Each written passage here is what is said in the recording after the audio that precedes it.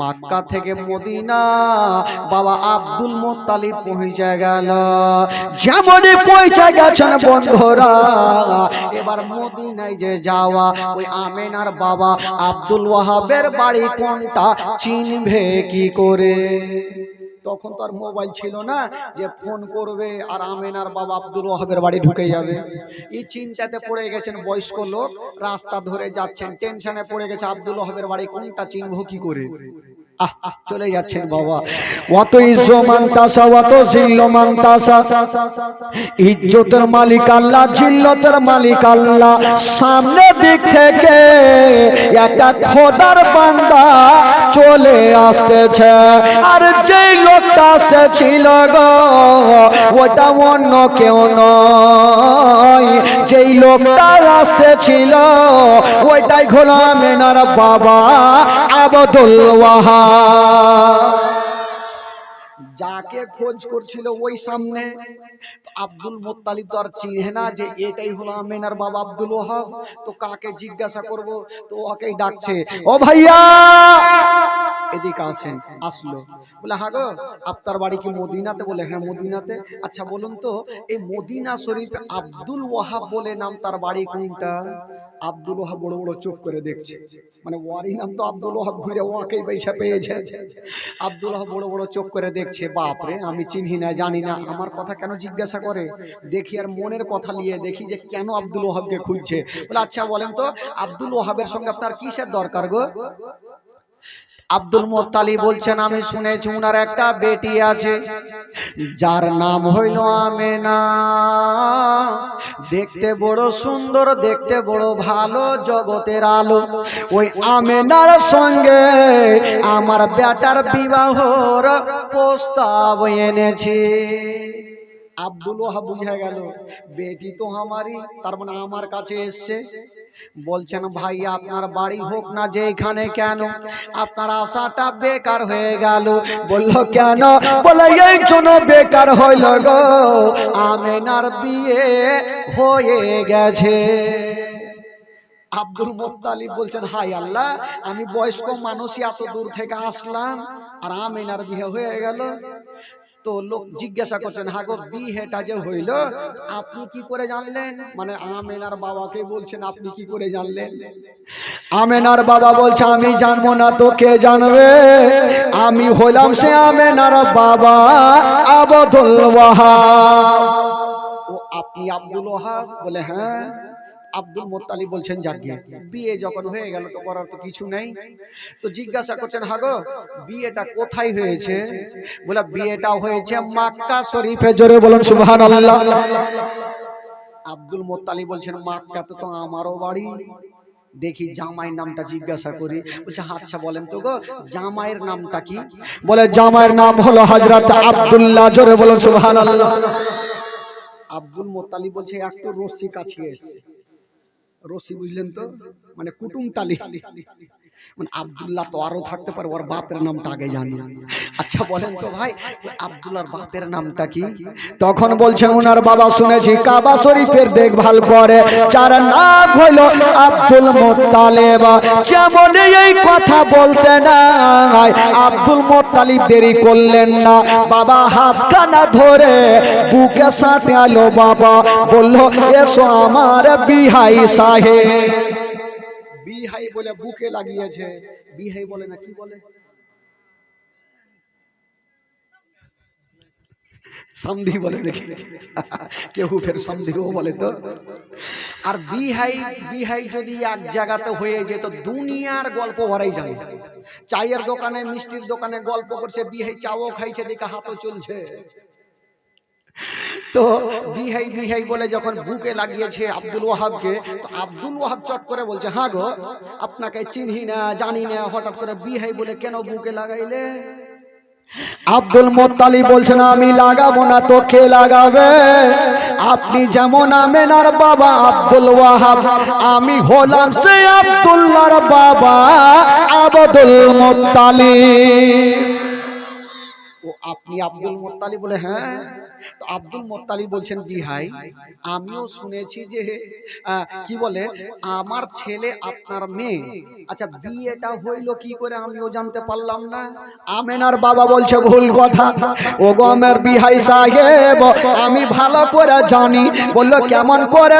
তখন বলতে লাগলে আমার বিহাই আব্দুল মুত্তালিব, আমি একদিন শুয়ে আছি বিছানায়, আল্লাহর পয়গম্বর ইব্রাহিম খলিলুল্লাহ এসে আমার গায়ে হাত দিয়ে বলতে লাগলো, ও আমেনার বাবা আব্দুল ওয়াহাব, আপনার বেটি আমেনা 16 বছরের হয়ে গেছে, যুবতী হয়ে গেছে। আমেনার জন্য কোনো রকমের চোখের পানি ফেলবেন না, আমেনার জন্য কোনো রকমের টেনশন নেবেন না। ওই আমেনার বিয়ে আসমানে হয়ে গেছে, জামাইয়ের নাম হলো আব্দুল্লাহ, আর আমি বলছি ইব্রাহিম খলিলুল্লাহ। আব্দুল মুত্তালিব বলছেন বিহাই আমিও জানি যে বিয়েটা আসমানে হয়েছে, তার জন্য তো অত দূর থেকে আসলাম, একটা নতুন করে দিন করব আর ভালো করে দিনে বিহা পড়াবো। তো আব্দুল ওয়াহাব বলছে আমিও রাজি, করো তাহলে। একটা দিন ঠিক করা হলো ভাই, যেটা হলো কুরবানি চাঁদের 9 তারিখ, কেউ বলেছে 10 তারিখ, আর বিয়ের দিনটা হলো বাবা সোমবার। জোরে বলুন সুবহানাল্লাহ। বিয়ের দিন কি হলো? কোন দিন? সোমবার। শুধু সোমবার বিয়ের দিন নয় ও যুবক বন্ধুরা, নবীর বাপ মার বিয়ের দিন হলো সোমবার। নবী মার পেটে যাচ্ছেন তাও নবী সোমবারে, নবী দুনিয়াতে আসেন তাও নবী সোমবারে। বাবা গো, নবী মক্কা থেকে মদিনা যাচ্ছেন তাও নবী সোমবারে, নবী দুনিয়া থেকে বিদায় নিয়ে যাচ্ছেন তাও নবী সোমবারে। সব দিকে সোমবার। বাবা গো, এবার তো দিন ঠিক হয়ে গেল, আব্দুল্লাহকে জামাই সাজিয়ে নিয়ে গেল, বিয়ে পড়ালো। এবার বিয়ে পড়ার আগে আজকাল যখন বিয়ে হয় তো টাটা সুমো, মারুতি ভ্যান, এটা ওটা, কেউ ট্রেন পেলে ট্রেনও ভাড়া করে নিবে, আসে না? তো আমেনাকে কিসে করে নিয়ে যাবে? আমেনার তো বিয়ে হইলো, আমেনাকে কিসে? তখন তো আর গাড়ি ছিল না, মারুতি ছিল না, তখন কি ছিল? পালকি। পালকি বুঝলেন তো? এই যে 4 জন কাঁধা করে নিয়ে যাবে, আগে পালকি ছিল। চাচারা বুঝতে পারবে, কিন্তু বাছারা বুঝতে পারবে না। এরা ভাববে পালকি না সালকি, কি বুঝবে? মেলার পালকি বুঝে থাকবে। তো 4 জন ব্যক্তি পালকিতে করে আমেনাকে নিয়ে যাবে। এখানে একটা মারাত্মক ঘটনা, যেমনই পালকিতে হাত দিতে গেছে 4 জন ব্যক্তি, আমেনার বাবা বলছেন ওগো আমার বিহাই আব্দুল মুত্তালিব, আমেনার পালকিটা কেটা নিয়ে যাবে। আব্দুল মুত্তালিব বলছেন আমি যাকে খুশি তাকে দিয়ে নিয়ে যাব। আমেনার বাবা বলছেন ওগো আমার বিহাই আব্দুল মুত্তালিব, এমন কথা নয়, আমার আমেনার পালকিতে যে ব্যক্তি হাত না দেয়, আমেনার পালকি ওই ব্যক্তি নিয়ে যাবে যার পা থেকে মাথা পর্যন্ত কোনো গুনাহ না থাকে। আমেনার পালকি ওই ব্যক্তি নিয়ে যাবে যার কোনোদিন পাপ নাই। আব্দুল মুত্তালিব হাত তুলেছেন, আল্লাহ মনে হয় আমার এই ছোট বৌমাকে এই 2-4 বছর নিয়ে যেতে পারবো না। এখন কার পাপ নাই এরকম লোক খুঁজে কি আর পাবো? কার পাপ নেই? সবারই তো পাপ আছে। দোয়া করছেন আল্লাহ তুমি একটা রাস্তা খুঁজে দাও যেন আজকেই নিয়ে যেতে পারি। তবে বাবা গো, রাস্তা তো ঠিক বেরিয়ে গেল। কি করে বের হলো শুনেন। আল্লাহর একজন ফেরেশতা জিজ্ঞাসা করছেন, আল্লাহ গো আপনার ওই ব্যক্তিটা কে আছে? বলে ওটা হলো আমার নবীর আব্বা আব্দুল্লাহ, উনাকে গোসল কেন দেওয়া হচ্ছে? বলে আজকে তার বিয়ে আছে। এই কথা যেমনই বলতে না, আল্লাহর ফেরেশতা জিবরাইল বলেছিলেন, আল্লাহ গো আপনি কাউকে বলেছেন কালিমুল্লাহ, কাউকে বলেছেন ইব্রাহিম খলিলুল্লাহ, আর আপনার শ্রেষ্ঠ নবীকে বলেছেন আনতা হাবিবুল্লাহ। ইয়া আল্লাহ আজকে আপনার শ্রেষ্ঠ নবীর বাপ মার বিয়ে হবে, আর ওই বিয়ের বরযাত্রী যাবে জিবরাইল। বরযাত্রী বলে না, কি বলে? বরযাত্রী। আল্লাহর ফেরেশতা জিবরাইল বলছে আমি যাব নবীর বাপমার বিয়েতে বরযাত্রী। আমার আল্লাহ বলছেন এই ফেরেশতা জিবরাইল, এটা কেমন কথা বললে? আচ্ছা বলুন তো ভাই, ফেরেশতাদের দেখা যায়? একটু জোরে বলুন, দেখা যায়? ডান ঘাড়ে আছে ফেরেশতা, বাম ঘাড়ে আছে ফেরেশতা, হাত দিলে ধরা যায় না, হাত দিলে বোঝা যায় না, ফেরেশতাদের ওজন বোঝা যায় না। ও জিবরাইল বলো তুমি কেমন করে যাবে বলো? জিবরাইল সেকেন্ডে জবাব দিয়েছিলেন আল্লাহকে, আল্লাহ গো আমি কেমন ভাবে যাব? তাই আপনি বলছেন আমি যেমন ঈসা পয়গম্বরের আম্মা জানা বিবি মারিয়ামের কাছে মানুষের রূপ ধারণ করে গেছিলাম, আল্লাহ আজকে শ্রেষ্ঠ নবীর বাপ মার বিয়েতে আমি মানুষের রূপ ধারণ করে যাব গো আল্লাহ। কথার জবাব কথাই দিলেন, আমার আল্লাহ তাআলা রাজি হয়ে গেল। যাও, যখন তুমি বলছো ছুটি থাকলো, আল্লাহর ফারিস্তা যাবে বরযাত্রী, তো জিবরাইল ছুটি পেল। মিকাইল বলছেন আল্লাহ আমারও ছুটি হলো, আমিও খুশি হতাম, আমিও বরযাত্রী যাব। বলে যা তোরও ছুটি থেকে গেল। ইসরাফিল ফারিস্তা বলছেন আল্লাহ আমিও যাব। বলে যা তোরও ছুটি থেকে গেল। ইসরাইল আলাইহিমুস সালাম উনি বলছেন আল্লাহ আমিও যাব। বলে যা তোরও ছুটি থাকলো। আল্লাহ পাকের চারজন মুকাররার ফারিস্তা, একটা হলো জিবরাইল, একটা হলো মিকাইল, একটা হলো ইসরাফিল, আর একটা হলো ইসরাইল আলাইহিমুস সালাম। আল্লাহ পাকের চারজন মুকাররার ফারিস্তা যাওয়ার জন্য রেডি হচ্ছেন বাবা। আর ওইদিকে হুর গিলামান নাম শুনেছেন, গিলামানেরা হলো পুরুষ জাতি আর হুরিরা হলো নারী জাতি। হুরিরা বলছেন আল্লাহ ফারিস্তারা ছুটি পেল, আমরা কি ছুটি পাবো না, তোরা কি করবে? তখন হুরিরা বলছেন আল্লাহ ফারিস্তারা যখন যাবে নবীর বাপ মার বিয়েতে বরযাত্রী, আমরা যাব ওই নবীর বাপ মার বিয়েতে দুলি বিবি। দুলি বিবি বলে না, এদিকে যাই দুলি বিবি। আজকাল যদি কোনো শাশুড়ি বলে দেয় হারে বৌমা তোর দেওরের বিয়েতে তোকে যাইতে হবে না, তো ও বৌমা শাশুড়ি দিকে গোহামা সাপের মতন তাকাইবে, দুদিন পর তুই মরে যাবে। হাঁকে যেতে মানা করছিস, দেওরের বিয়ে আমি যাব না। তো হুরিরা বলছেন আল্লাহ আমরা যাব দুলি বিবি। আমার আল্লাহ বলছেন তোমাদের মাথা খারাপ, আমার জান্নাতে নাই তো কি নাই, সবই আছে, তোরা যা খাবি খা। হুরিরা বলছেন আল্লাহ আজকে আমরা যাব, খাবো না নেব না কিন্তু যাব। বললো তোরা কেন যাবে? বলছেন আল্লাহ আমরা জান্নাত থেকে কয়েকটা ফুলগুলা নিয়ে যাব আর আমরা আমেনার পালকির ওপরে ছিটাবো। বাবা গো আমার আল্লাহ বলছেন যেতে হবে না, আমার আটখানা জান্নাতে আপেল আছে, কলা আছে, কাজু আছে, কিশমিশ আছে, মাছের কলেজা ভাজি আছে, যা খাবি তোরা খা, তোদের যেতে হবে না। হুরিরা দেখছেন আল্লাহকে জবাব না দিলে আল্লাহ ছাড়বে না। জিবরাইল জবাব দিল তো ছুটি পেল, আমরাকে জবাব দিতেই হবে আল্লাহকে, না হলে ছুটি দেবে না। হুরিরা বলছেন আল্লাহ গো আপনার আটখানা জান্নাতে সব আছে কিন্তু একটা জিনিস খুঁজে পাওয়া যাবে না। বললো সেটা কি?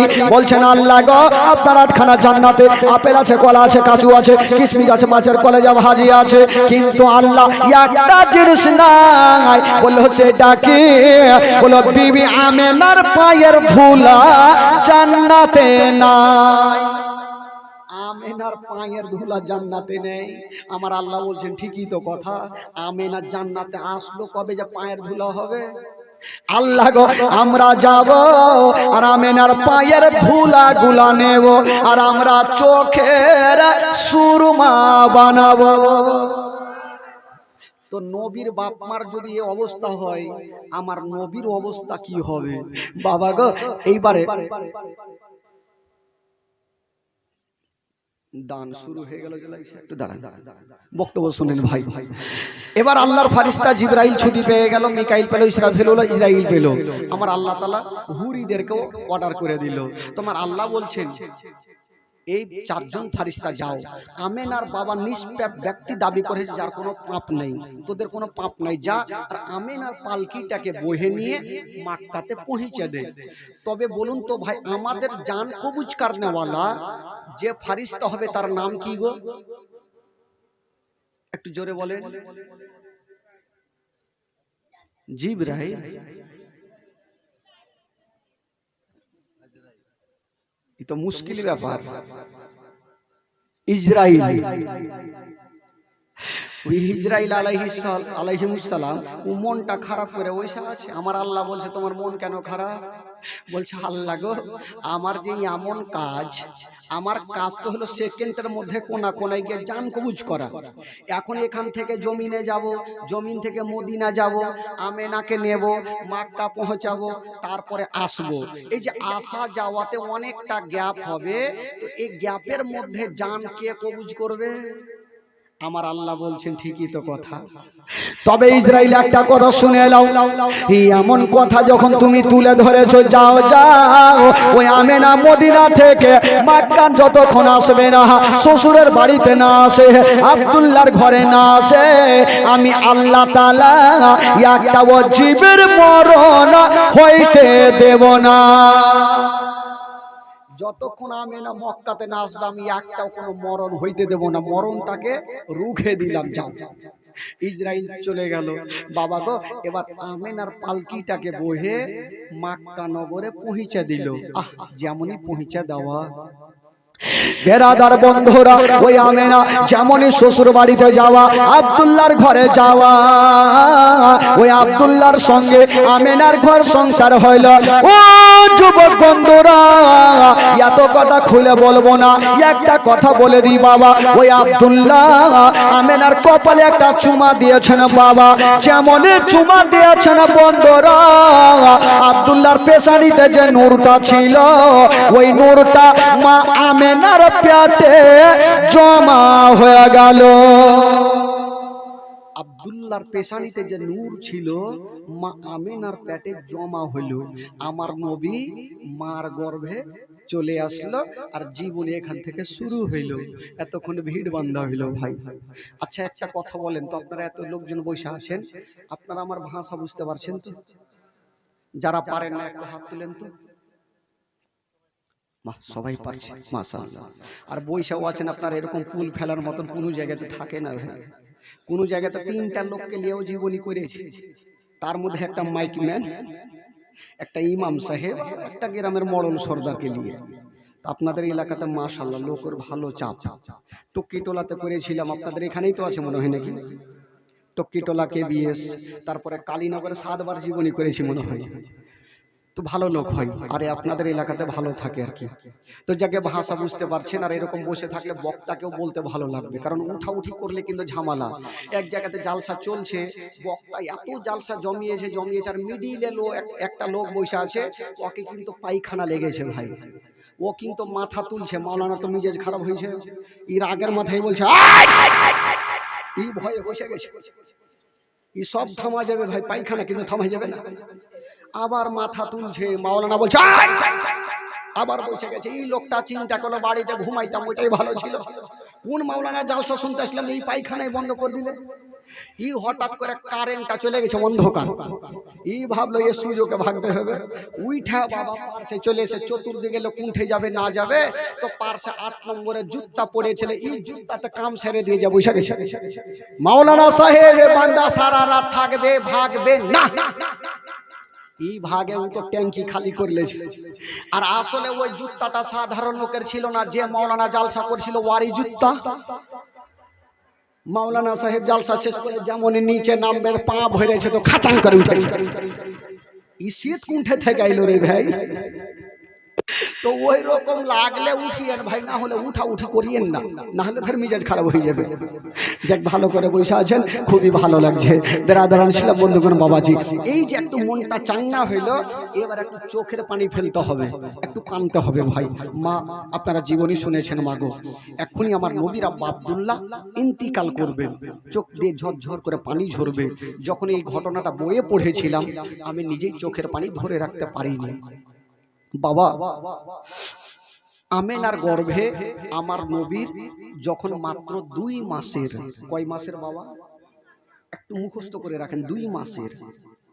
তো আব্দুল্লাহর 9 জন দাদা মনে হচ্ছে সামানপত্র রাত্রে বেলা গোছাচ্ছেন, কোথায় যাবে? আব্দুল্লাহ বলছেন, দাদা আপনারা সামানপত্র গোছাচ্ছেন, কোথায় যাবেন? একটু লক্ষ্য করবেন ভাই, এই যুবকেরা একটু আমার দিকে দেখবেন বাবা।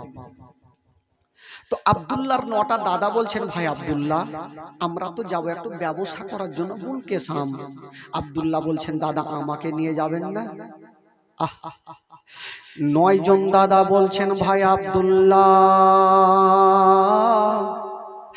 আমার আব্বা তোমাকে জান থেকে বেশি ভালোবাসে ভাই, আমার আব্বা চোখের আড়াল পর্যন্ত তোমাকে হতে দিবে না।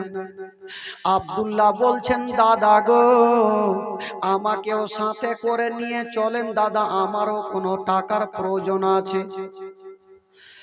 ওই দাদা গণরা বলেছেন, আব্দুল্লাহ ওরে ভাই আব্দুল্লাহ যদি তুমি যেতে চাও তবে আমার আব্বা জানের কাছে ছুটি নিয়ে নাও। আমার আব্বা জান যদি তোমাকে যেতে দেয় আমরা সাথে করে তোমাকে নিয়ে যাব। ভাই আব্দুল্লাহ আগে আব্বার কাছে ছুটি নিয়ে নাও। হযরতে আব্দুল্লাহ এক পা দুই পা করে বাপের সামনে দাঁড়িয়ে গেছেন। আব্বা গো, আব্বা গো একটা কথা বলবো।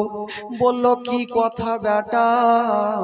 বলছেন আব্বা গো আমি যাব মুলকে সাম ব্যবসাতে। আব্বা এই কথা যেমনই বলতে নাই বৃদ্ধ আব্দুল মুত্তালিব বাবা চোখের পানি ধরে রাখতে পারলেন না, ঝরঝর করে যেন কাঁদতে আরম্ভ করেছে। আব্দুল্লাহ বলছেন আব্বা গো আপনারা চোখ দিয়ে কেন পানি ঝরছে আব্বা? আব্দুল মুত্তালিব বলছেন বেটা আজকে তুমি যেতে চাইছো বেটা, তাই আমার দিল গাওয়াগে দিচ্ছে রে বেটা। ওই মুলকের সামনে রাস্তা ভালো নয় বেটা, তোমাকে জান থেকে ভালোবাসি। যদি তুমি আমার কাছ থেকে চলে যাও বেটা আর ঘুরে না আসো আমার সারাটা জীবন অন্ধকার হয়ে যাবে বেটা, আমি তোমাকে যেতে দিব না।